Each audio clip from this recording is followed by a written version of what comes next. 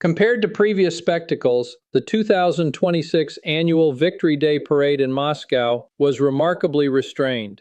While the public did get to see the familiar columns of tanks rolling through Red Square, they watched from an unusual vantage point, a video screen. The reason? Drones. Ukrainian drones are threading through the Russian capital's layered air defense network, and Russia was concerned they would strike during the parade itself. In mid-May, the drones reached the Solnechnogorsk oil loading station, sending black smoke curling over a city that Russian President Vladimir Putin had spent 4 years assuring his citizens was safely beyond reach. The Moscow refinery, one of the most heavily defended industrial facilities in all of Russia, has been struck. Moscow's airports have grounded every commercial flight within hundreds of kilometers for what feels like the 100th time. Robert Brovdy, commander of Ukraine's unmanned systems forces, posted 6 words to social media that morning. Moscow from now on never sleeps. Let that sink in. Ukraine, a country that Russia invaded expecting to conquer in a weekend, is now striking the Russian capital at will, and it's not even deploying the sophisticated missile systems the West provides. It is doing so with drones that in many cases cost a few $1,000s, slipping past air defense systems that cost tens of millions. The Russian government has responded by placing Pantsir S-1 air defense missile launchers on the roof of the defense ministry itself. The seat of Russian military power is now wearing its own air defense system like a helmet, in plain sight, because it has no other option. It has some speculating that Russia will never prevail in Ukraine. So how did it come to this?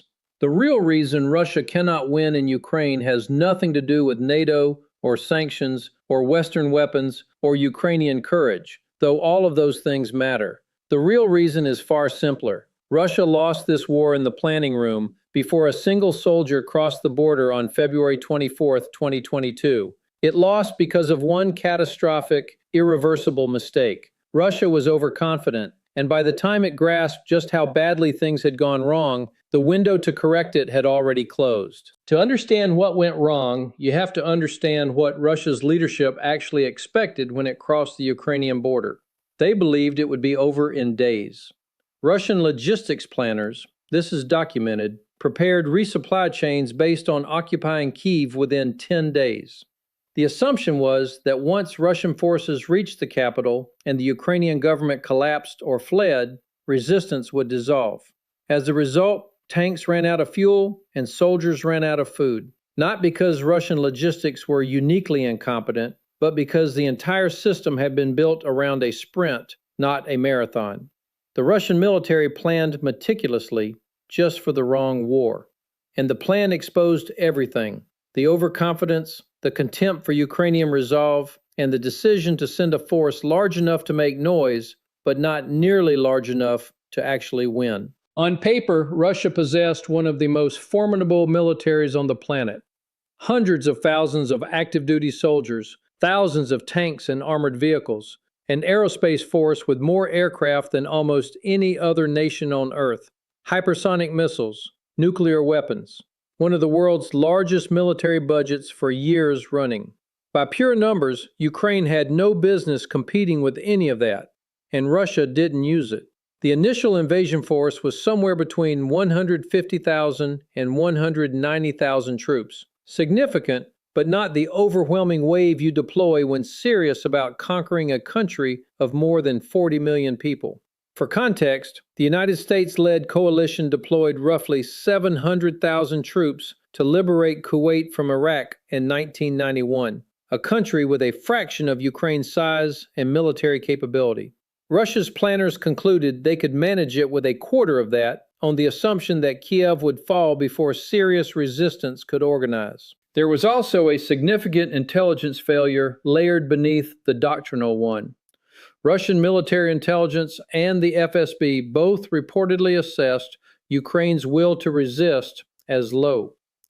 Part of this was because Russian intelligence networks in Ukraine were optimized for political infiltration and economic leverage, not for gauging military morale and combat readiness. Part of it may have been deliberate distortion by analysts who understood that delivering bad news to Putin was professionally dangerous. The assessment was that Zelensky would flee, Ukrainian military units would stand down, and the population would welcome Russia as though still part of a Soviet nation.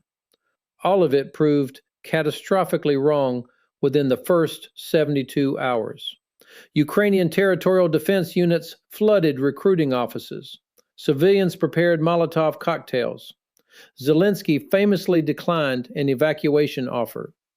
The psychological collapse that Russia had structured its entire operation around never materialized. With Plan A going nowhere and no Plan B in existence, a war of attrition was practically inevitable.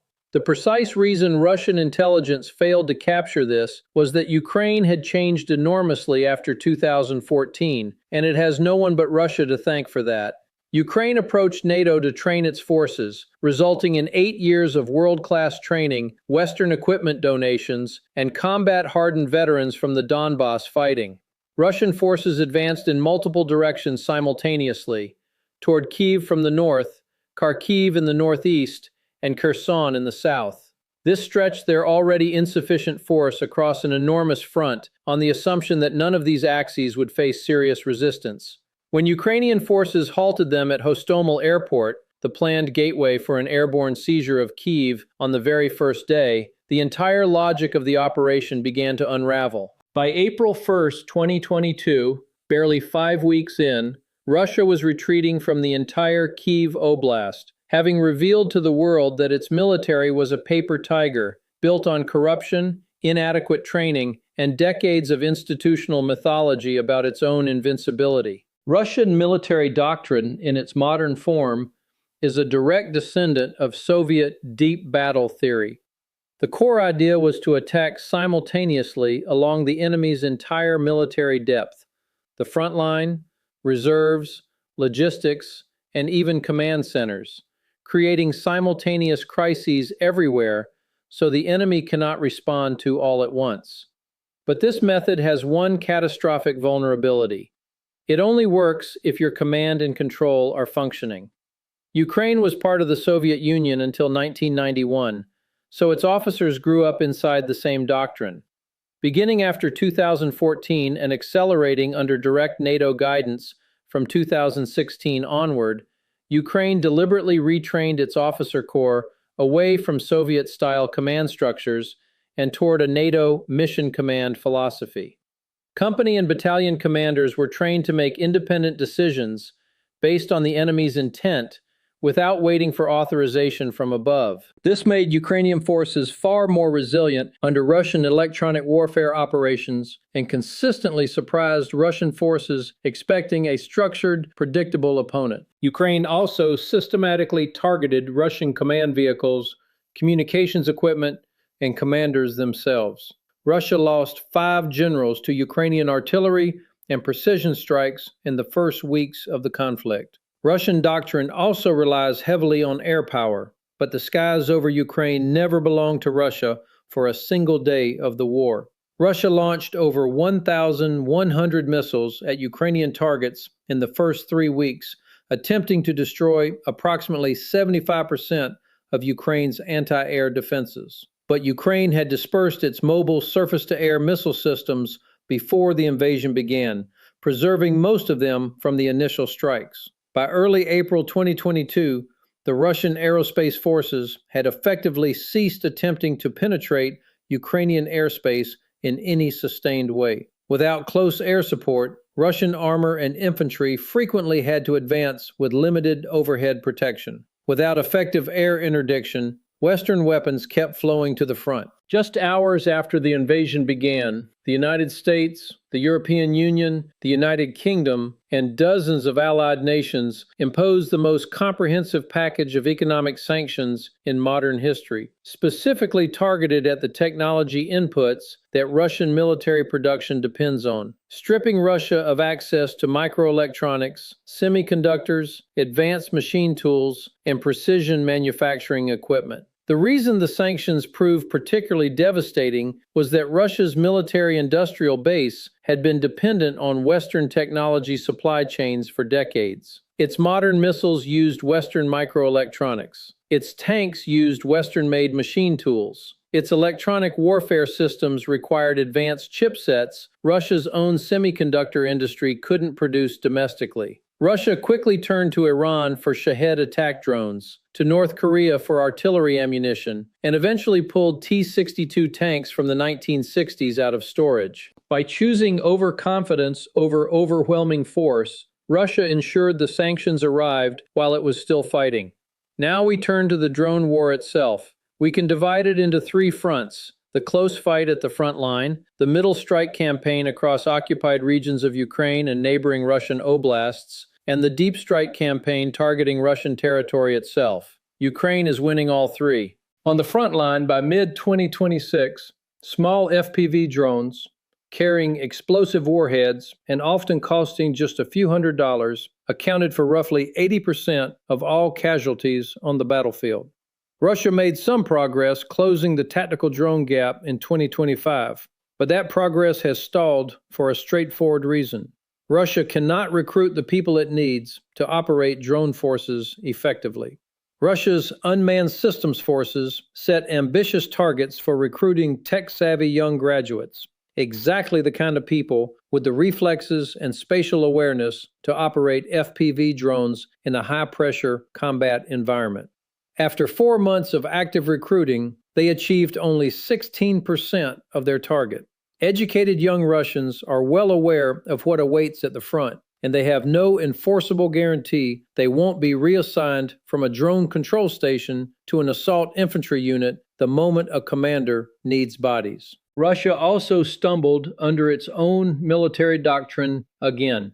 Instead of allowing unmanned forces to operate with relative independence, Russia attempted to centralize their activities in alignment with major assaults, meaning it was deploying drones exactly where they were anticipated, allowing Ukraine to bring its most sophisticated defenses to bear. When Ukrainian drone operators identify a Russian countermeasure, they immediately begin designing a response to field test within days, with a new variant reaching frontline units within weeks.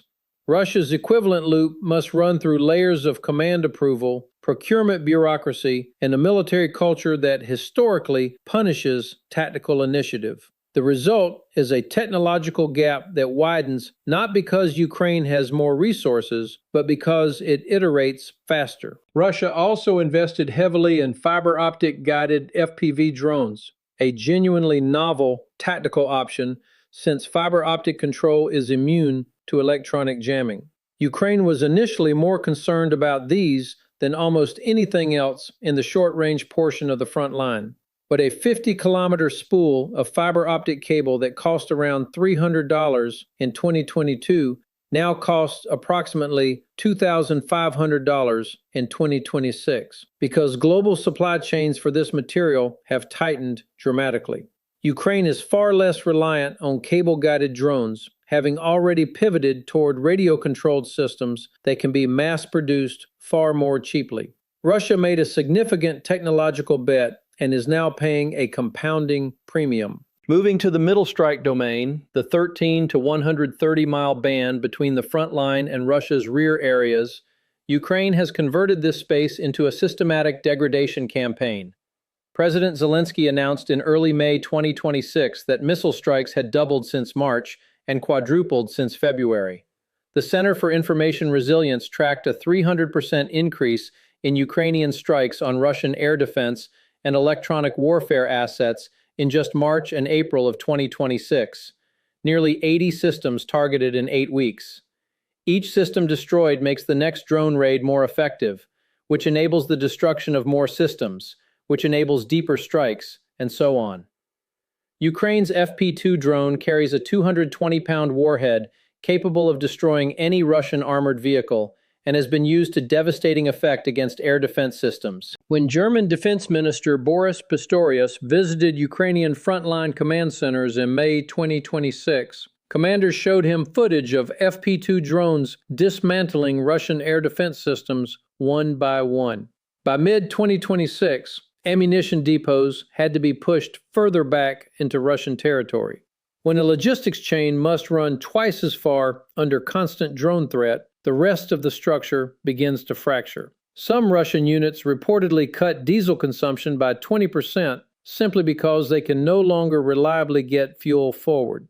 Azov Corps footage published on May 8, 2026, detailed Hornet drones costing around $5,000 each, compared to the roughly $68,000 Russian Lancet X-51, flying uncontested at low altitude over Russian-occupied Donetsk and Mariupol, hunting logistics vehicles along major highways 100 miles behind the front line. On the deep strike front, when the war began, Ukraine had essentially no domestic long-range strike capability.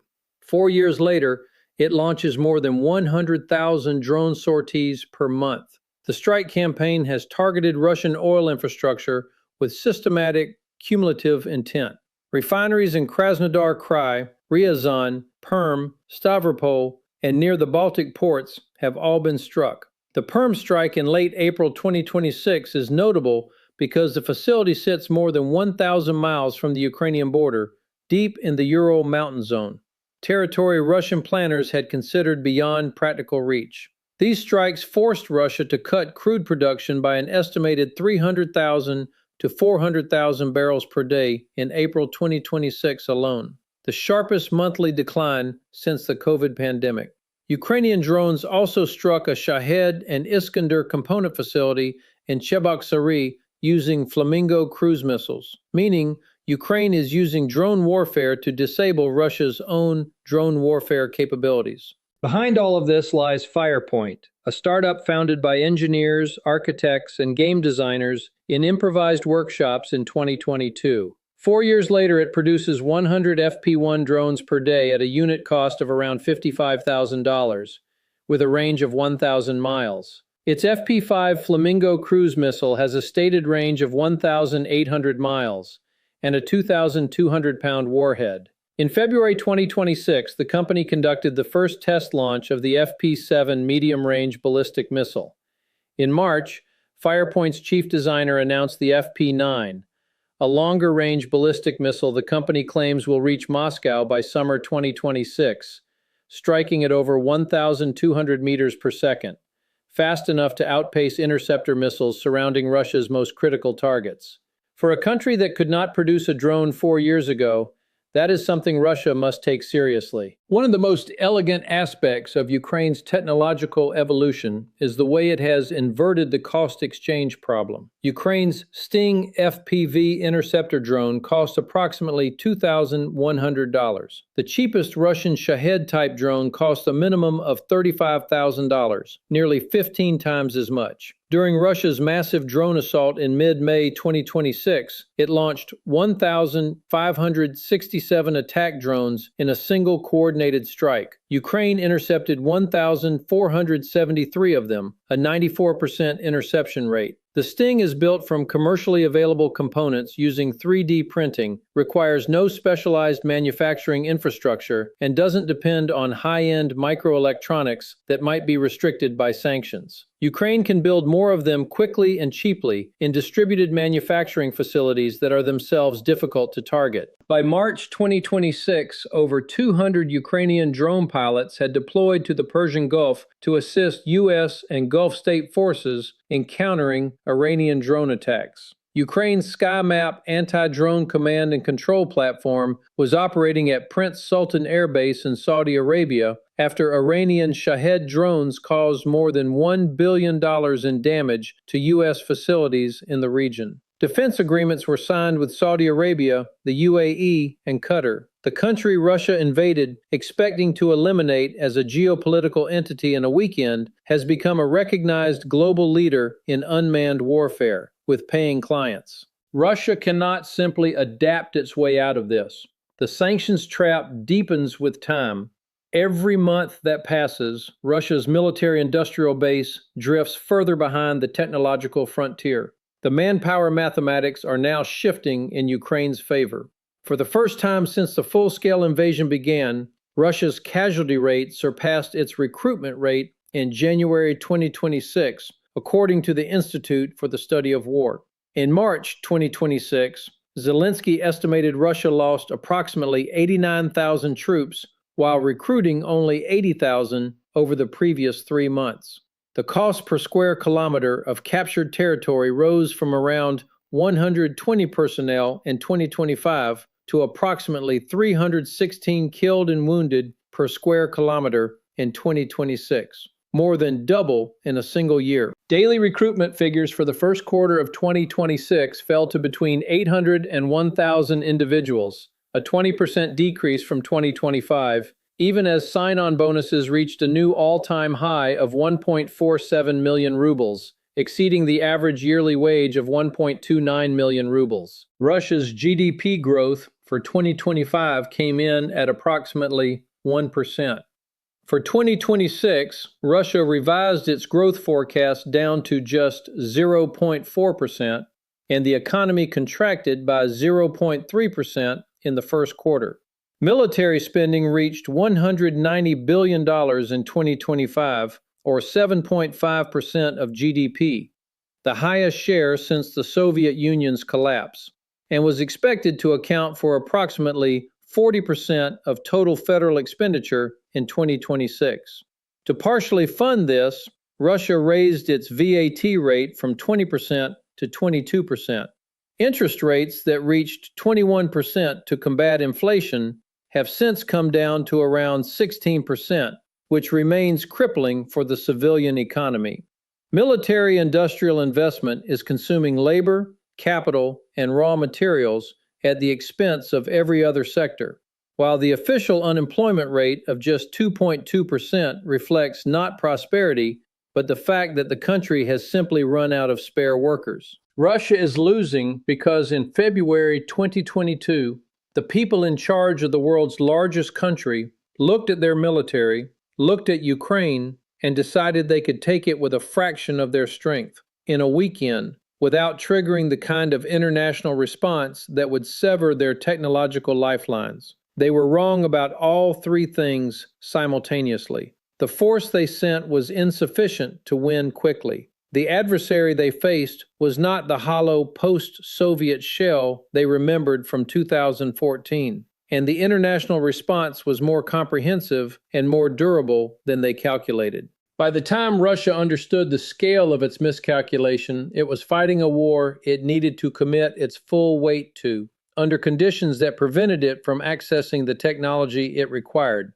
trying to fight a 21st century drone war under a 20th century sanctions regime with a military doctrine designed for an adversary that had already moved on, and a command culture too rigid to adapt at the speed the battlefield demanded. Ukraine has demonstrated that it can strike the Russian capital at will, degrade Russian oil infrastructure at scale, collapse Russian logistics chains from 160 kilometers behind the front line, and shoot down over 90% of the attack drones Russia launches at it for a fraction of their production cost. Russia didn't lose because it was weaker than Ukraine. It lost because it was overconfident in its own strength. It had the military to win quickly and chose not to use it. That is the only reason this war is still ongoing, and it is the reason it will not end the way Putin intended. To find out more, make sure to subscribe to The Military Show for daily analyses and news in global geopolitics.